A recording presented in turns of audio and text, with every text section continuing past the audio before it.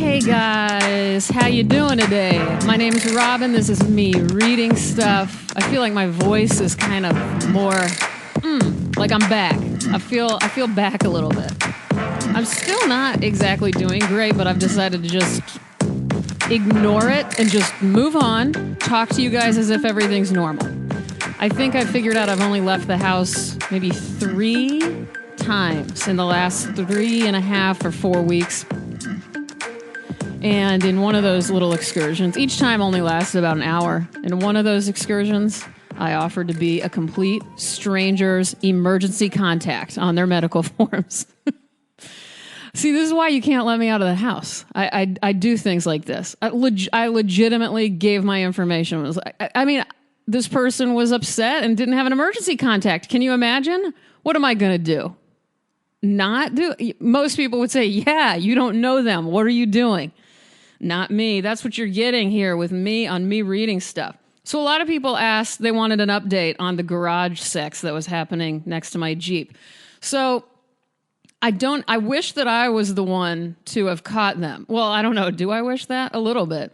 No, but my neighbor just was really worked up about it for some reason. He said it was one of the funniest conversations. I mean, I've never had anyone knock on my door before. We're really secure in this building. And so I knew it had to be one of my neighbors. And he came in, he'd never seen my apartment or studio or anything. And he was really excited that I was an artist. He didn't know that. And then he just kept talking about these guys. And he said, the thing that I like that he said, he's like, I mean, they even had their shirts off. So I don't know.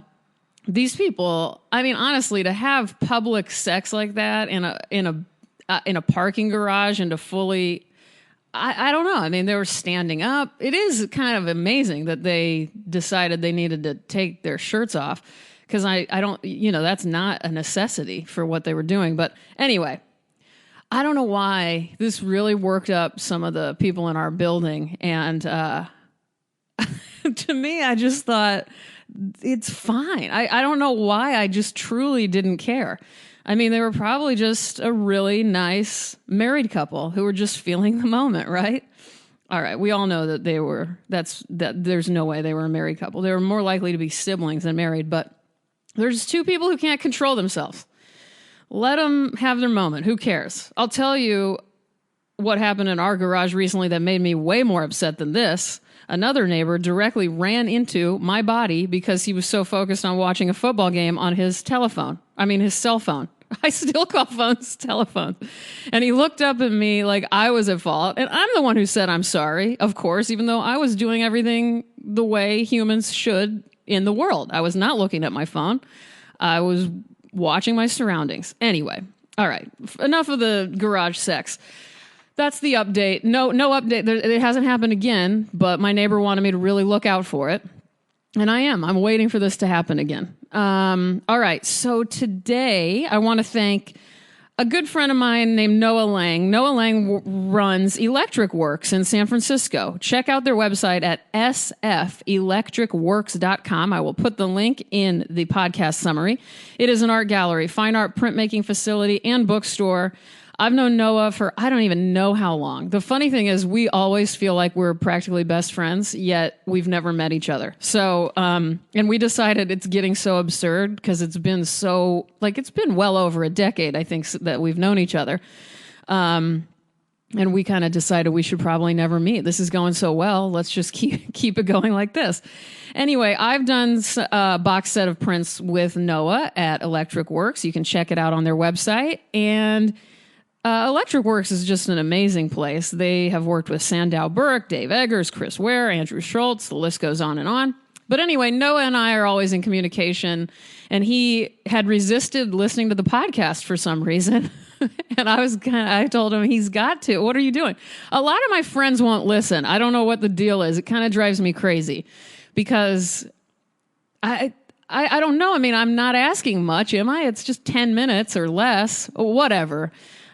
Everyone needs to do their own thing. Podcasts aren't for everyone. But anyway, I do try to peer pressure a couple of people who don't listen into listening, and it hasn't worked yet.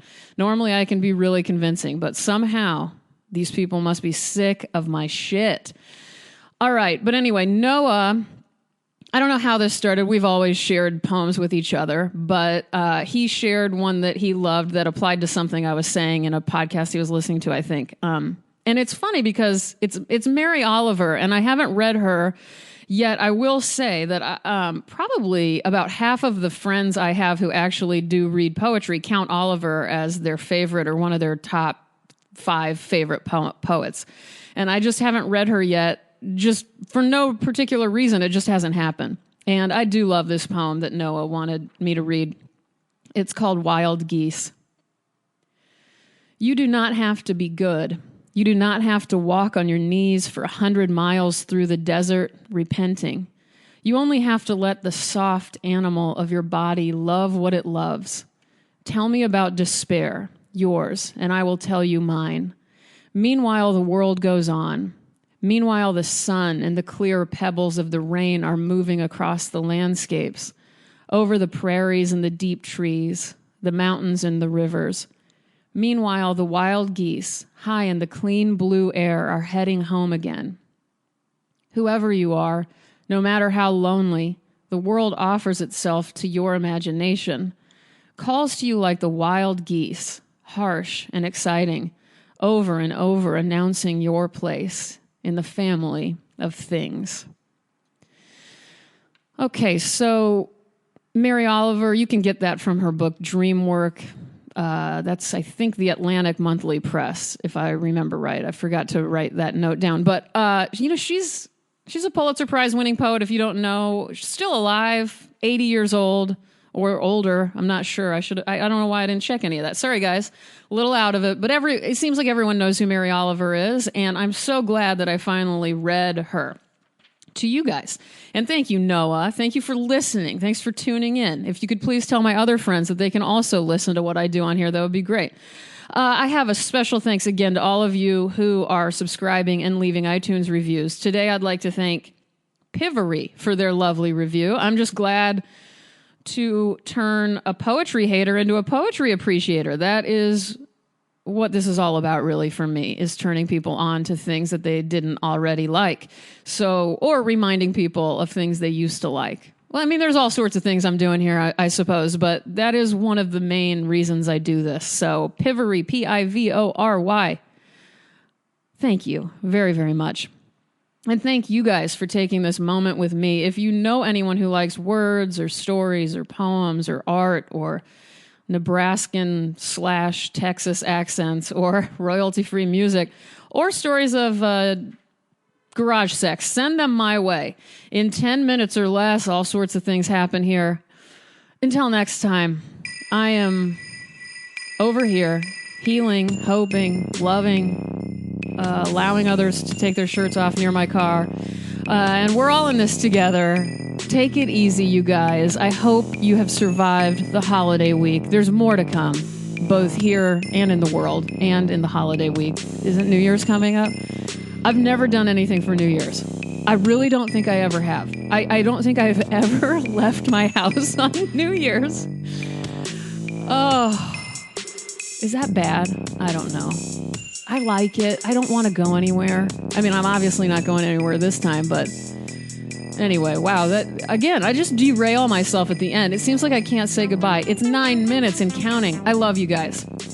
Have a great day. I'll talk to you soon. Bye-bye.